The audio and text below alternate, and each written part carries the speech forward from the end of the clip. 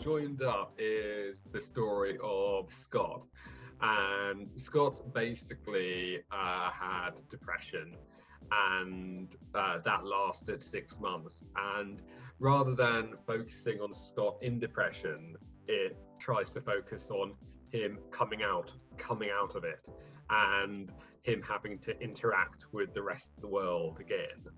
And that's kind of the story that I wanted to write about, because I know so many stories about depression kind of start on how it evolves, but I thought it's a really interesting kind of concept of what happens next, after he's had therapy, and the fact that like therapy is he's still seeing his therapist. He's quit his job because he's realized he wants to do something else, but the new job he does it's not quite working, and then he has to kind of sort of live the situation out. So his life's a mess, and it's really about him realizing the fact that yes, his life's a mess, but everyone else's life is also a mess. And his flatmate, she's kind of like having issues with her partner. His sister is trying to resurrect a career that she gave up like 10 years ago. And yeah, it's trying to tell stories about all these characters, and who have so many of their own issues, but then by talking to each other and spending time with each other, things start to hopefully improve, essentially. So that's kind of the idea, and what like Joined Up is really about.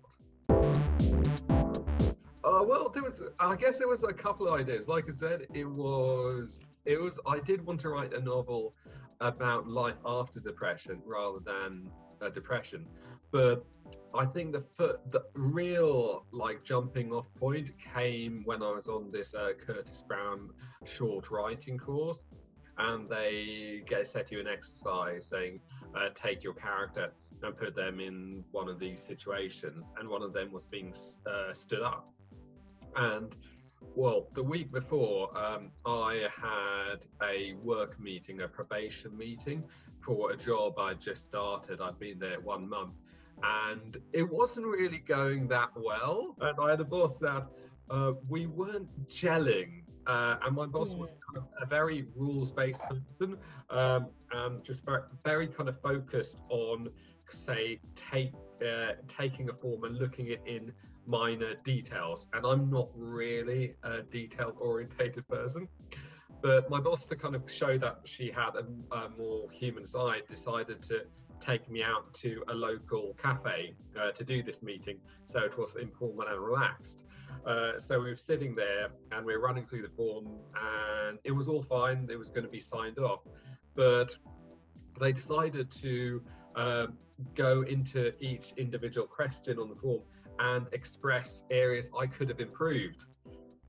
So after the first 5 minutes, I was listening, going, okay, I'm not going to be defensive. I'm going to, learn and take on this feedback.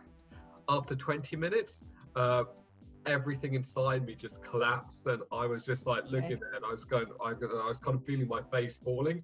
And she looked at me and just said, "Are you okay?" And I just burst into tears. And I don't think I'd cried in about 5 years at that time. And I just thought that I just did not know how to stop crying. And she said, and I basically just, I have to go home. And I just left the cafe to go home. And a week later, I just wrote this up, but using the story of a brother who was waiting for his sister to clear the air, and the same happening. And that just became the first chapter of Joined Up, and I just kind of started from there. This was kind of different for me, because I started writing about 10 years ago, and everything I wrote until then had been in the third person, of kind of being a bit removed, of like trying to write literary fiction and trying to create amazing drama, but literally I just didn't have the life experience for it. And then going on a couple of these courses, like another writing exercise was saying, take something you've written and flip it into either a different person, like from third person to first person. and also experiment with areas such as stream of consciousness writing and other things. And with writing this book about Joy Numb, I started writing first person, and I've never done that before.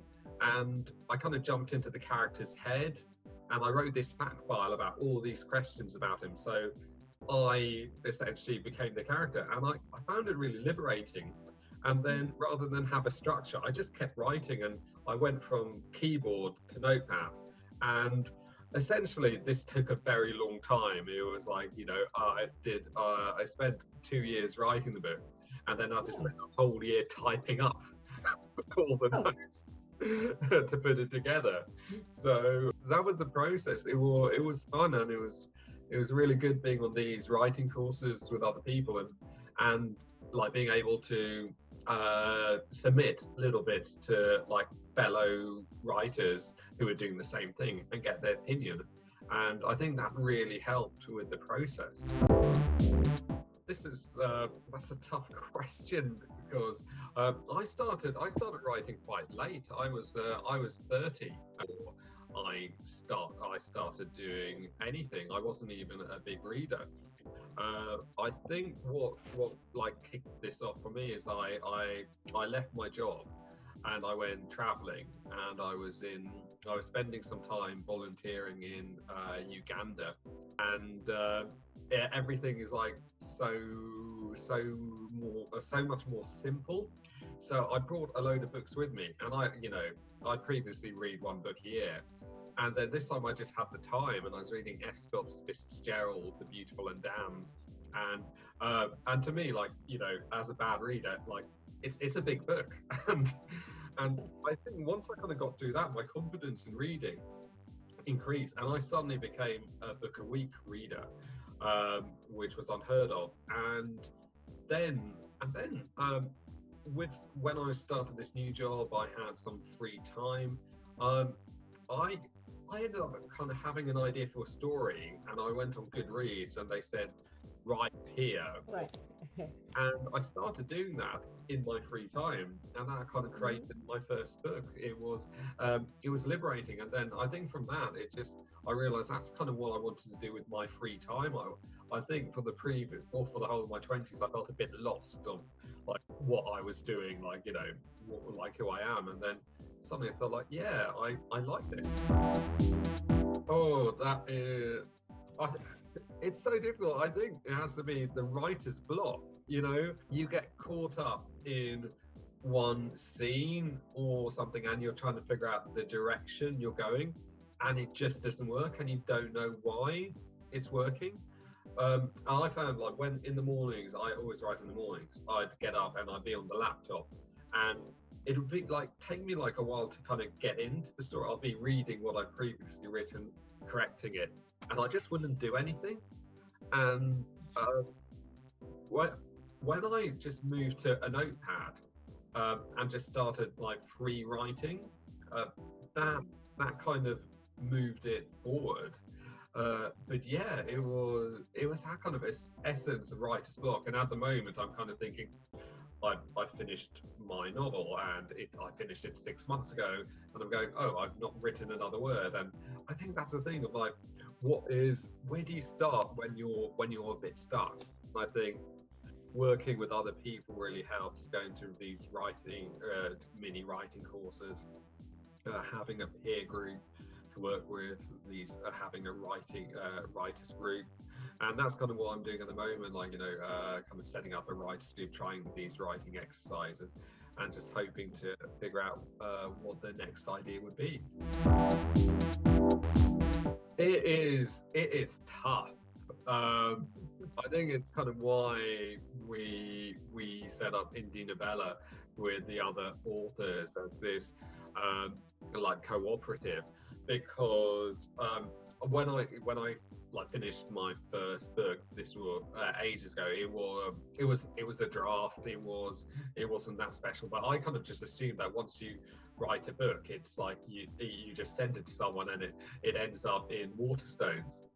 But learning about how the agent process works, and kind of seeing everyone has a strong opinion on this, but you just realize that like it's tough. Like I think there's like 250 agents in the UK, and and and I think they take on, like, the majority only take on about 4 new writers a year because they're so busy with the other writers.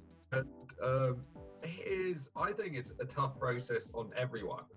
Uh, so I think the scopes for like companies like Indie Novella and others to and like self-publishers to kind of, take things into their own hands and try new things and new waves, because every other source of media has changed dramatically over the last few years, with Netflix and like sports streaming.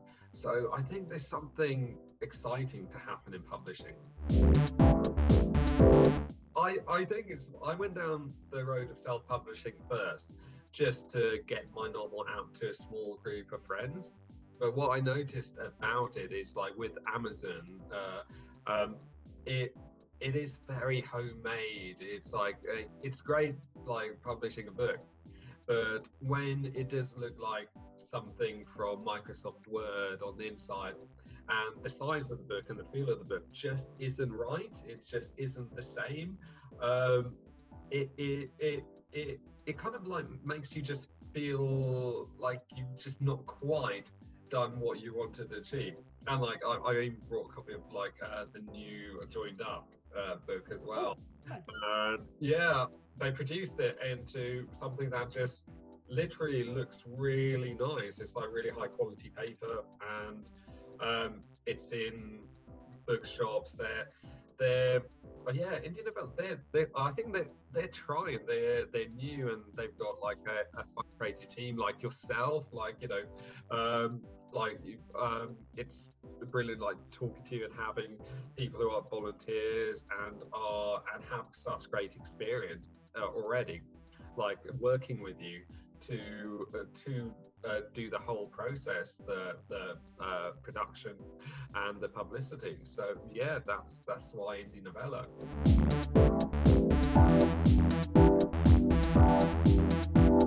Yeah, I think this is kind of our big situation. It's been addressed more in the last 2 years than it had been, say, in the last 10 years. But when I was talking about the issue with getting an agent, there being only 250, them only take on about like 4 authors.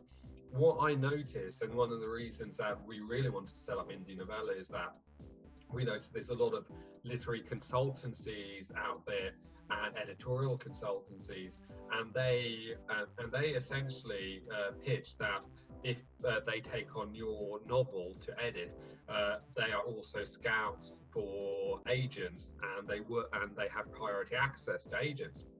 So by paying £1,500 to £4,000, you can get your book in front of an agent. I don't think that's fair. And I think the people who do that are who can afford to do that are the middle class. And when I was on a lot of writing courses, I just noticed everyone there was white and relatively wealthy. There wasn't anyone from a working class background, so to say, in the group, because you had to pay. And I saved up, and I got Christmas present from family to take my first course, and I was so excited, and it really helped. And I think there's a way we can address this. And what Indie Novella does, and I think it's needed, it removes the cost barrier. We have the writing course for free. And yeah, they asked me to be part of the tutorial team for that. And yeah, I'm hoping that this could be the start of something. So at least we get some like great stories from some young writers from different backgrounds who otherwise wouldn't afford a writing course. Oh, I think it definitely is like perseverance, but also don't be afraid to try new things. I definitely say take the Indian Novella writing course for one, like, because it's free. But there's Yeah, it's so easy to kind of like find little tips to have a look at. Always like go back to your opening chapter after you finish and look at areas like the central conflict and those terms. But yeah, the main thing is like communicating with other writers, like learn from others, do peer reviews. I think what really helped me as a writer was reviewing other people's work because I couldn't see errors in mine.